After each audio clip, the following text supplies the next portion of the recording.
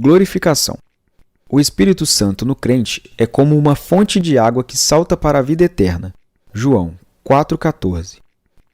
A habitação do Espírito representa apenas o princípio da vida eterna, que será consumada na vida vindoura.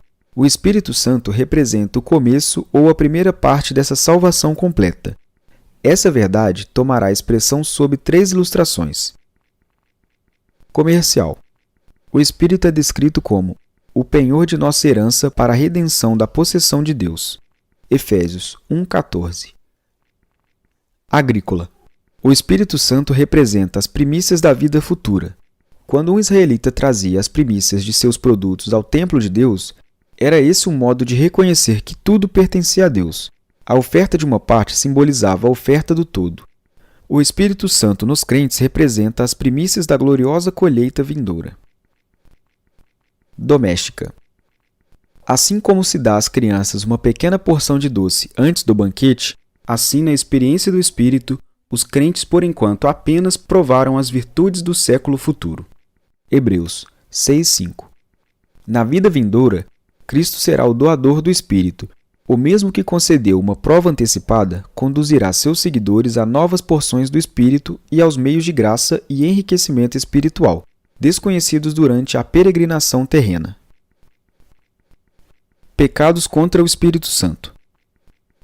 As operações do Espírito trazem grandes bênçãos, mas essas nos trazem responsabilidades. Falando de modo geral, os crentes podem entristecer, mentir à pessoa do Espírito e extinguir seu poder. Efésios 4,30, Atos 5,3-4, 1 Tessalonicenses 5,19. Os incrédulos podem blasfemar contra a pessoa do Espírito e resistir ao seu poder. Atos 7,51, Mateus 12:31-32. Em cada caso, o contexto explicará a natureza do pecado. Revestimento do poder. Sua natureza geral. O Espírito Santo tem outro modo de operação, sua obra vitalizante. Esta última fase da obra do Espírito é apresentada na promessa de Cristo. Mas recebereis a virtude do Espírito, que há de vir sobre vós, e ser-me-eis testemunhas. A característica principal dessa promessa é o poder para servir, e não a regeneração para a vida eterna. Sempre que lemos acerca do Espírito vindo, repousando sobre as pessoas ou as enchendo, a referência sempre está no poder para servir. Os homens que já caminhavam com Jesus foram enviados para pregar, armados de poder espiritual para cumprir esse propósito. Acompanhando o cumprimento dessa promessa, Atos 1:8. Houve manifestações sobrenaturais, Atos 2:1-4, das quais a mais comum foi o milagre de falar em outros idiomas. Esse revestimento é descrito como um batismo, Atos 1:5, quando a palavra batismo é aplicada à experiência espiritual. É usada figurativamente para descrever a imersão no poder do Espírito. Aqueles que foram batizados com o Espírito Santo no dia de Pentecostes também foram cheios dele. Suas características especiais. O Novo Testamento ensina que a pessoa não pode ser cristã sem ter o Espírito. Isso é, ser habitação do Espírito. Se alguém não tem o Espírito de Cristo, esse tal não é dele. Romanos 8:9. Falar em outros idiomas pode ser uma das evidências de ser habitação do Espírito Santo.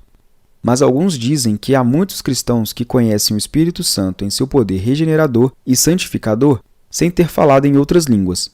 Também se afirma que muitos obreiros cristãos têm experimentado uma unção do Espírito, por meio das quais foram capacitados a ganhar almas para Cristo. E, no entanto, esses não falaram em outras línguas. Há um Espírito Santo, mas muitas operações desse Espírito. Assim como há uma eletricidade, mas muitas operações dessa eletricidade. O Espírito regenera a natureza humana, na ocasião da conversão. Depois, sendo o Espírito de santidade que habita no interior, ele produz o fruto do Espírito, que são as características distintivas do caráter cristão. Seu aspecto contínuo. A experiência descrita pela expressão cheio do Espírito está ligada à ideia de poder para servir. Devemos distinguir 3 fases dessa experiência. A plenitude inicial. no momento em que a pessoa recebe o batismo no Espírito Santo. Uma condição habitual, indicada pelas palavras cheio do Espírito Santo, que descrevem a vida diária da pessoa espiritual, cujo caráter revela o fruto do Espírito Santo. Atos 6:3. Unções para ocasiões especiais. Paulo estava cheio do Espírito depois da sua conversão, mas em Atos 13:9, vemos que Deus lhe deu uma unção especial para resistir ao poder maligno de um mago. Pedro foi cheio do Espírito no dia de Pentecostes, mas Deus lhe concedeu uma unção especial quando esteve diante do concílio judaico. Atos 4:8. A maneira de sua recepção. Como poderá a pessoa receber esse batismo de poder? Uma atitude correta é essencial. Os primeiros crentes que receberam o Espírito Santo perseveravam unânimes em oração e súplicas. Atos 1:14. A recepção do dom do Espírito Santo subsequente à conversão está ligada às orações dos obreiros cristãos. O escritor do livro dos Atos descreve da seguinte maneira a experiência dos convertidos samaritanos, que já haviam crido e haviam sido batizados, os quais Pedro e João, tendo descido, oraram por eles para que recebessem o Espírito Santo. Então lhes impuseram as mãos e receberam o Espírito Santo. Atos 8:15 e 17. O recebimento do poder espiritual está relacionado às orações em comum da igreja. Depois que os cristãos da igreja em Jerusalém haviam orado a fim de receberem coragem para pregar a palavra, moveu-se o lugar em que estavam reunidos e todos foram cheios do Espírito Santo. Atos 4:31. Um derramamento espontâneo, em alguns casos, pode fazer a oração e o esforço desnecessários, como foi o caso das pessoas que estavam na casa de Cornélio, cujos corações já haviam sido purificados pela fé. Atos 10:44 e 15:9. Visto que o batismo de poder é descrito como um dom, Atos 10:45, o crente pode requerer diante do trono da graça o cumprimento da promessa de Jesus. Se vós, sendo maus, sabeis dar boas dádivas aos vossos filhos, quanto mais dará o Pai Celestial o Espírito Santo àqueles que lhe pedirem? Lucas 11:13. Muitos também defendem que não se deve pedir o Espírito, pois no dia de Pentecoste o Espírito Santo veio habitar permanentemente na igreja. Desde então, todo aquele que é agregado à igreja pelo Senhor é batizado em Cristo. Por esse mesmo fato, participa do Espírito. 1 Coríntios 12:13. Oração individual. Saulo de Tarso jejuou e orou 3 dias antes de ser cheio do Espírito Santo.